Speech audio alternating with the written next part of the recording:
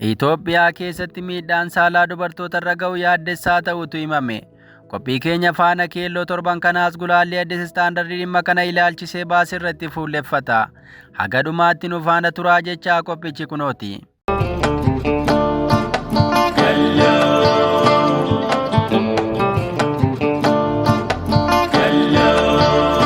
Kalloo Miidiyaa.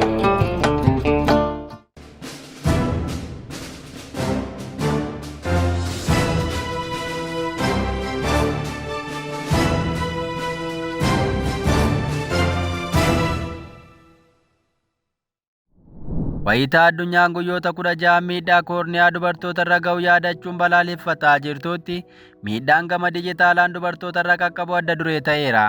Kana irratti ammoo Itoophiyaan bakka baay'ee wal falmisiisaa irra jirti. Miidhaan gama intarneetii mala dijitaalaawaa ta'een sarbiinsi karaa suuraa miidhaan qindaawaa amma Itoophiyaa dabalatee haala yaaddessaadhaan dabaleera. Kagama Itoophiyaa jiru garuu dhibaadha. Addunyaan wayita kana gara yakka dubartoota irratti gama dijitaalaan ga'u irratti yoo xiyyeeffattu, Itoophiyaan garuu faallaa kana adeemaa jirti.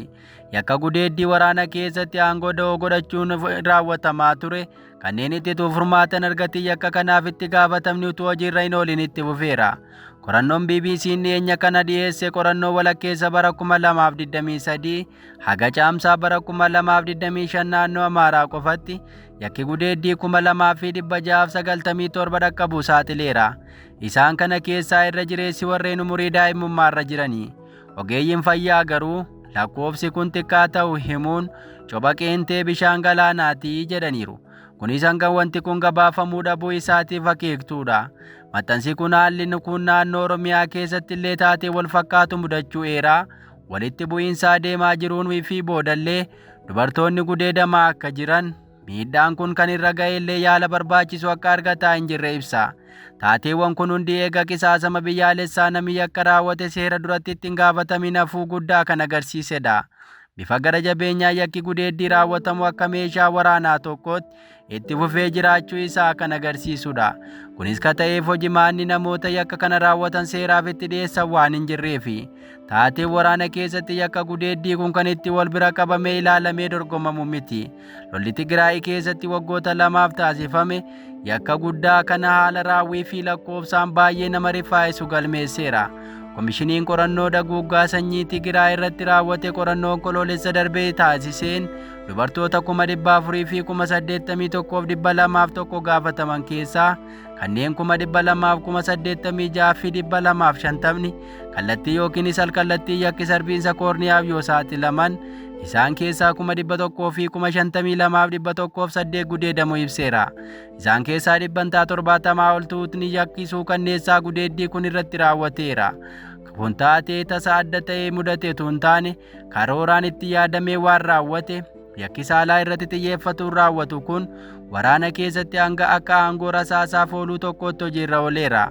Namoonni yeroof yakka kana qorachuuf deeman illee gara jabina yakka kanaan raawwatamu ibsuuf akka rakkatan himu. Raadiikaa Komaaraas Waamii gamtaa mootummootaatti ogeettiin komishinii mirga namoomaa kan Itoophiyaa fulbaana bara 2023 erga namoota miidhaan irra ga'e irraa yaada fudhatteen booda miidhaan koorniyaa irratti xiyyeeffatee mudate kun baay'ee hammaataadha jette. Dabaltee sanii bakkeewwan walitti bu'iinsi keessatti mudate Ruwaandaa dabalatee hedduu isaanii dhaqeeraa garuu hamminni isaa baay'ee kadaangaa darbedha jetteetti. Qorattoonni dhuunfaa saala kana waan mirkaneessan fakkaatu. Qorannoon bara 2023 taasifame dubartoonni Tigraay 450 ta'an wayita waraanaa san miidhaan koorniyaa irra ga'u 80 ol ta'an hidhattootaan gudeedamuu ibsa. Dhaabbileen akka Riifiwujii Intarnaashinaalii fi kaan taateewwan wal fakkaataan kagalmeessan jiran. Egaa qorannoowwan kana keessatti wanti mirkanaa'u tokko miidhaan kun karoorfame xiyyeeffannoon raawwatee fi darbees qaama hawaasaa takka diiguuf kan irratti yaadame ta'uu isaa akeeka. Yakki amma kanaan raawwatamus namni seera duratti dhiyaate garuu tasumaa hin jiru.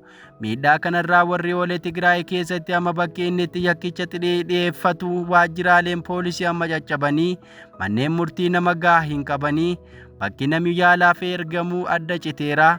Ragaan foorensik hedduun homaa utuu hin fayyadamin laafaa ta'eera.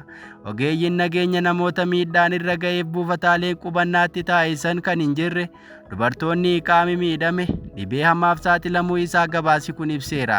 Dhibeen dhukkubbii isaan keessatti baattatanii jiranis utuu qaamni mootummaa rakkoo isaanii hin argin yookaanis utuu fudhatama hin kenniniif akkasumaan dhokfamee jira. Gabaasaawwan hedduun dhimma yakka gudeeddii kun Oromiyaa fi Amaara keessatti gabaafamanus garuu beekamtii kan argatan miti. Yeroo addunyaan miidhaa dubartoota irra gama dijitaalaatiin qaqqabu kana dhaabuuf yaalaa jirtutti Itoophiyaan garuu dubartootaa fi daa'imman naannolee waraanaatti miidhaan irra ga'u kana oolchuuf tarkaanfiidhuma jalqabaallee hin fudhanne.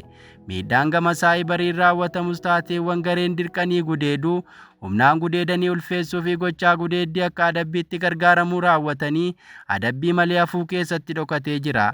Taateewwan kana booda wanti jiru baay'ee waan yaachisaa ta'edha. Daa'imman yakka gudeeddii kanaan dhalatan amma haala hamaa keessatti qollifatamaa guddataa jiran. Tigraay keessatti qofaa lammiileen nagaan miliyoona 1 ol qe'ee buqqa'aniiru. Dubartoonni buufataalee buqqaatotaa keessa jiranis godaansa hin mallee fi rakkoo kaaniif saaxilamaa jiran. Taateen haala waraanaa booda jedhamus amma miidhaa duraan ture mala itti fufsiisa biroo ta'ee jira.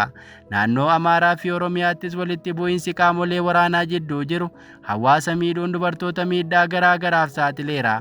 Dhaabbileen siivilii dirqiin gudeeduun kun akka adabbii fi meeshaa waraanaatti fayyadamuun itti hammaata jechuun akeekkachiisaniiru.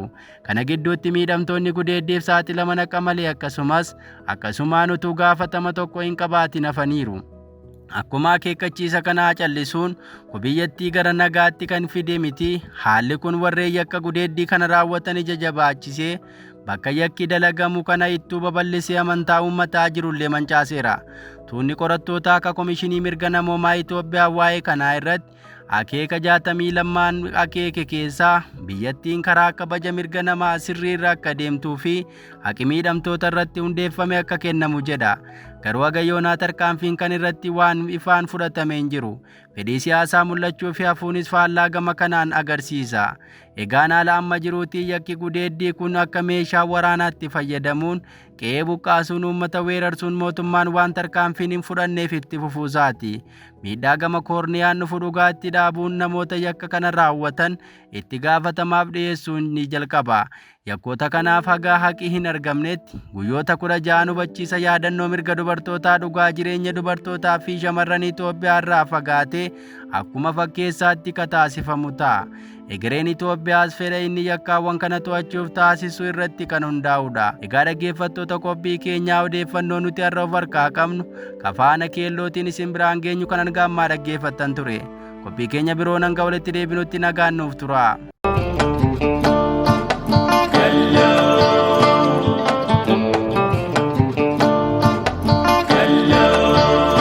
Kallo Media.